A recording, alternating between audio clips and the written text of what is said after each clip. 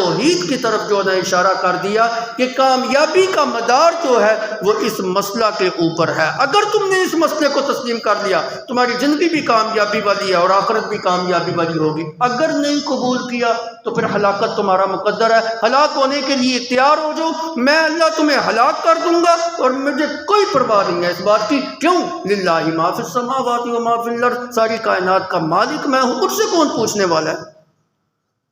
اسی لیے آگے فرمایا ان یشاء یذھبکم ایھا الناس ویأت بآخرین، اگر تم میرے نافرمان ہوگے، اگر میرے ساتھ شرک کرو گے، میری ناقدری اور ناشکری کرو گے، میں اللہ تم کو ہلاک کر کے تمہاری جگہ کے اوپر ایسی قوم کو جو ہے نا وہ لے آؤں گا جو میرے مطیع اور فرما بردار ہو، نہ شکرے نہیں ہوں گے، نہ قدرے نہیں ہوں گے، وہ میری فرما برداری کرنے والے ہوں گے۔ وَقَانَ اللَّهُ عَلَىٰ ذَلِكَ قَدِيرًا، اور تمہیں ہلاک کرنا اور تمہاری جگہ پہ دوسری قوم کو لا کے آباد کرنا میرے لیے کوئی مشکل نہیں ہے، میں پورا جو ہے نا اس کام کے اوپر قادر ہوں۔ اور آپ کبھی دیکھیں نا نبی علیہ السلام کی ابتدائی زندگی کی طرف، نبوت کی ابتدائی زندگی کی طرف، مکے والوں نے نبی صلی اللہ علیہ وسلم کی نبوت کو جھٹلایا، اللہ نے ان کی جگہ کے اوپر مدینہ کے انصار کو لا کے کھڑا کر دیا، ان کو ہلاک کر دیا ان کو لا کے جو ہے نا وہ نبی کا معاون بنا دیا۔ عربیوں نے جھٹلایا، اللہ نے عجمیوں کو لا کے جو ہے نا آپ کے پاس بٹھا دیا۔ حضرت سلمان فارسی کون تھے؟ فارس کے علاقے، فارس کون تھا؟ کوئی عربی علاقہ تھا نہیں، عجم کا علاقہ تھا، ایران کا علاقہ تھا۔ حضرت سلمان فارسی جو تھے، آج بھی ایران کی زبان فارسی ہے، ان کو فارسی کیوں کہا جاتا کہ ان کی زبان کی طرف جو ہے نا وہ اشارہ۔ صہیب رومی کون تھے؟ روم سے لائے ہوئے تشریف لائے ہوئے تھے۔ بلال حبشی کون تھے؟ حبشہ سے جو ہے نا وہ تشریف لائے ہوئے تھے۔ اللہ کہتے ہیں ان یشاء یذھبکم ویأت بآخرین، اگر تم میرے نبی کی نافرمانی کرو گے، میں اللہ کے حکم عدولی کرو گے، میں تمہیں ہلاک کر کے تمہاری جگہ پہ نئی قوم کو لا کے جو ہے نا وہ بٹھا دوں، اور ایسا کرنا میرے لیے کچھ مشکل نہیں۔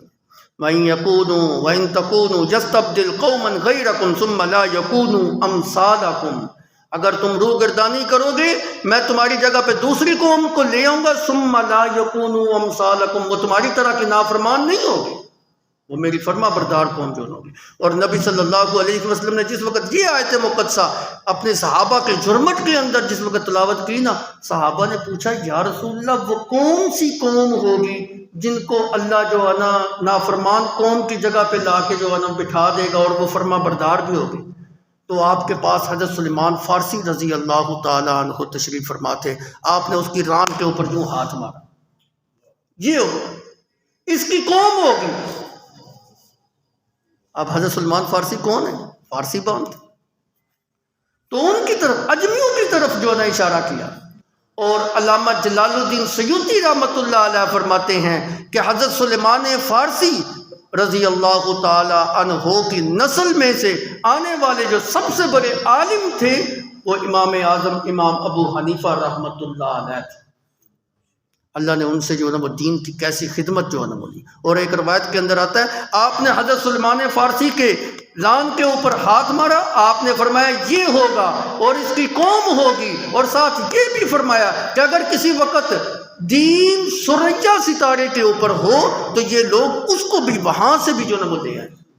مطلب یہ تھا کہ روئے زمین کے اوپر اگر دین کا وجود نظر نہ آئے، اتنا دور ہو جائے کہ سریا ستارے کے اوپر جہاں سے لانا ناممکن ہو، تو سلمان فارسی کی قوم جو ہوگی یہ جو ہے نا اس دین کو وہاں سے بھی جو ہے نا وہ لے۔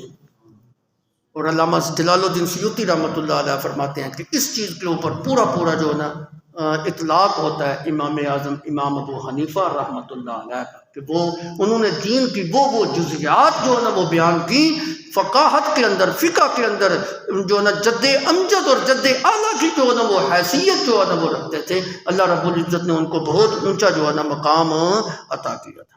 اور ایک روایت میں یوں بھی آتا ہے کہ نبی صلی اللہ علیہ وسلم نے اپنے صحابہ کو کہا تم میں سے بعض لوگ ایسے ہیں جن کے اوپر وہ اجمی جو ہے نا مجھے ان کے اوپر اعتماد، تمہارے مقابلے میں تم میں سے بعض لوگوں کے مقابلے میں مجھے ان عجم والوں کے اوپر جو ہے نا اعتماد۔ ان یشاء یذھبکم ویأت بآخرین، اگر تم اللہ کے نافرمان ہوگے اللہ تمہیں ہلاک کر دے گا اور تمہاری جگہ کے اوپر جو ہے نا کسی اور کو لے آئے گا، وہ اللہ کے فرما بردار جو ہے نا ہوں گے، نافرمانی کرنے والے نہیں ہوں گے۔